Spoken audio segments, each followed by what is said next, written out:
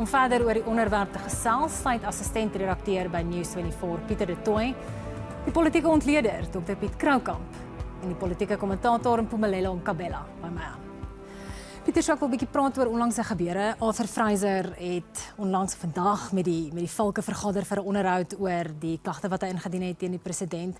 As hy wou seker maak, of indien daai faksie wou seker maak dat president Ramaphosa nie 7 Desember nie, is daar genoeg tyd tussen nou en dan? Ek dink nie so nie, Lourensa, dis my eerste instink, dis 6 maande tot die ANC se verkiesing. Ons het volgende maand die ANC se beleidskonferensie. Daar is natuurlik presedent vir groot drama voor 'n ANC verkiesingskonferensie 6 maande voor die tyd. Onthou in 2005 was Jacob Zuma het die beleidskonferensie 6 maande voor die tyd gebruik om seker te maak dat hy sy pad terugvind tot in die ANC. Dit is na Thabo Mbeki om afgedank het. So dit is dalk moontlik. Die verskil hierdie keer is dat die opponente teenoor president Cyril Ramaphosa binne die ANC is baie verswak.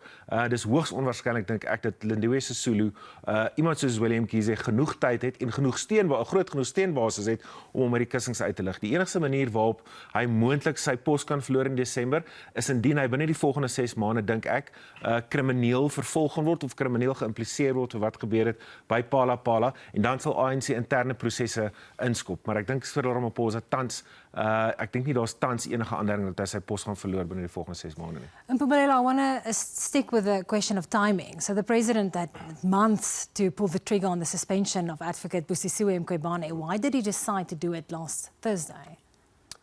Well, I think that there was already a process underway legally to deal with the public protector question.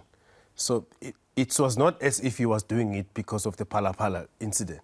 But on the face of it, at least in the public perception, it's got that meaning that he could be doing it to avert being investigated or found wanting by Mkhwebane, who already in many instances already had took positions against the president on many political questions, even though many of her rulings were thrown out by courts of law. But it's known, if you look at her Twitter account, she tweets regularly about things that favor the so-called RT faction, Jacob Zuma faction, against Ramaphosa. But I think, if you look at what, as Peter was talking about, like whether the president is safe ahead of this December conference, if you look at all of the political factors around, it gives this perception of a president who's under siege. But I think the political clock, vis-a-vis the clock of the criminal justice system and other investigations that made don't necessarily coincide. So the criminal justice system clock tends to tick slower while the political clock ticks faster. So the conference is in December. By that time, I doubt whether there would have been any movement around charging any individual. I even doubt whether the Mkhwebane investigation, for example, in Parliament would be concluded. Yet the political clock would have gone ahead in December. Ramaphosa most likely would have been elected. The big question, I think, is whether after having been elected in December, whether he can stand as the presidential candidate for the ANC in 2024. I think that's a big question that has to be dealt with. Piet, so Mpumelelo sê uitgemaakte saak dat Ramaphosa verkies gaan word, maar jy het vir Vryweekblad geskryf, hy's oorlogsat en lewensmoeg. As hy sy tassies pak, wat gebeur dan? Vas hulle hande, terwyl ek vir hulle vertel hoe bly die verkeerd is. Kom ek help jou, die gesprek tussen Arthur Fraser en die volk het oor die volgende gegaan. Arthur Fraser het vir die volk gesê, kerels, daar's 'n 2004 wet wat nog nooit toegepas is in Suid-Afrika, die Prekka-wet. Die Prekka-wet sê, as jy bewus is van 'n misdaad, van R100,000 en meer, het jy 'n verpligting, en daar swaar straffe as jy dit nie doen nie. Jy gaan aangekla word as jy dit nie doen nie. Is daar verpligting op jou, om daardie misdaad onmiddellik aan die volke, nie aan die presidensiële beskermingseenheid, aan die volke te rapporteer. Dit is die enigste, ons weet nie of Ramaphosa sy wet betaal het nie. Ons weet nie of hy die belasting oor daai bedrag betaal het nie. Ons weet nie hoekom hierdie mense rondgegaan het en huise gekoop het, karre gekoop het en vet gelewe het. En die president het hulle name geweet en hulle is nooit aangekla nie. Ons weet nie hoekom al daai goed gebeur het nie, maar een ding wat ons weet, die president het klaar vir ons gesê, ek het hierdie misdaad by die presidensiële beskermingseenheid aangemeld. Dit is 'n misdaad. Die volk het geen ander keuse as om aan te kla nie. They know it. That's been discussed with the Hawks today. Tussen Arthur Fraser en die Hawks. Pieter, jou reaksie?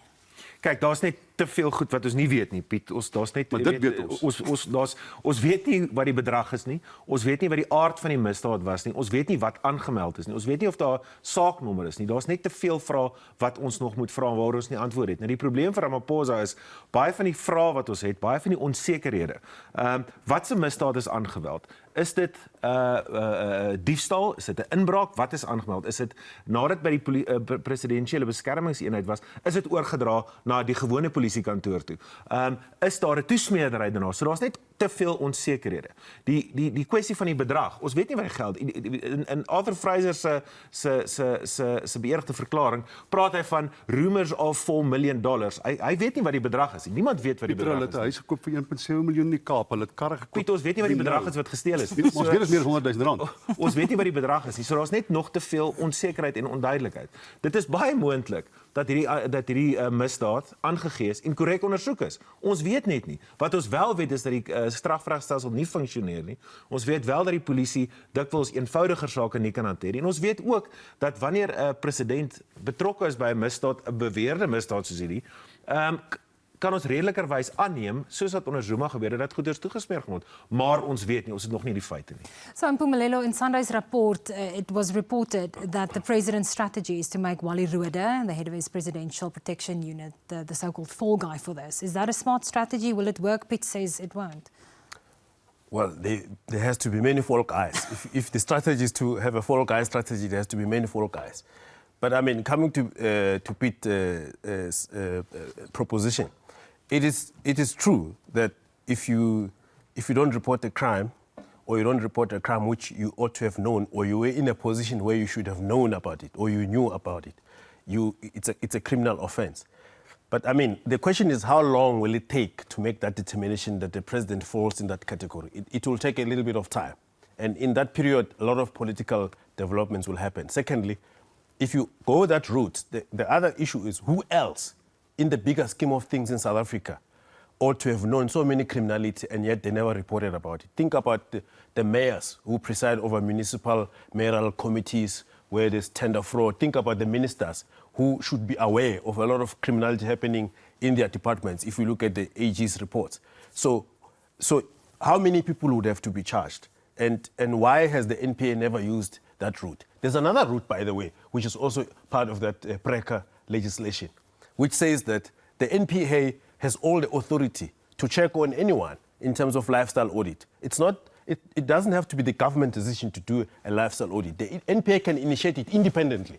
They can check on you. But how many people have been charged in terms of that? Nobody has been charged in terms of that. So there's a lot that has not been implemented in terms of law enforcement over a long period. And the law, as we all know, broke down quite dramatically during the Zuma period, during the state capture period. So now you try to resuscitate the law and want to charge Ramaphosa now. Well, you can do it, but it will take a lot of effort, and there's a lot of hurdles you have to pass before you get there. His crime was discovered in 2020. What other crimes happened before that? So there will be that kind of thing. Whataboutism? And in that period, it becomes a political mudslinging. So the fall guy theory or the fall guy strategy might work to a limited extent, that it might actually at least create a buffer zone for the president to prolong his political life. But if in the end the law works strictly according to how it should work, and they find that actually there's proof that he knew and he actually activated all of these other illegal processes that he's alleged to have activated, then he's going to have to face the music. But timing is a big issue. Piet, dan net kortliks jou reaksie daarop. Is hierdie nie 'n groter kwessie buite die ANC? He reported it to the presidential protection. He knew. He doesn't deny that. We know it must be more than 100,000 rand. The people who stole the money, and we know the names. We know that they spent 1.7 million on a flat and the law. We know the amount.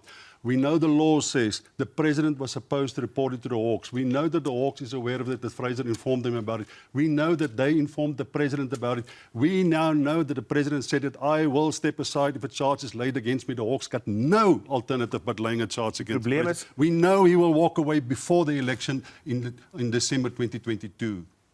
Pieter? Ons kan nog nie al daai geld, ek bedoel Piet, ek hoor wat jy sê, maar ons kan nog nie bo redeliker twyfel bewys dat die geld gevloei het soos wat Arthur Fraser sê dit gevloei het nie. Daar's te min bewyse daarvoor. Dit kon nog nie vasgestel word nie. Why is it for commentators and journalists so important to emphasize what we don't know instead of what we know? The things we know makes him guilty. Wat ons weet is nog nie genoeg om hom skuldig te maak nie. Manne, op daai punt, ons gaan nou verder gesels. Bly ingeskakel na die advertensies, wil ek by my 3 gaste hoor of hulle dink die ANC is nou, danksy Phala Phala, in groter moeilikheid onder kiesers, soos 2024 naderkom.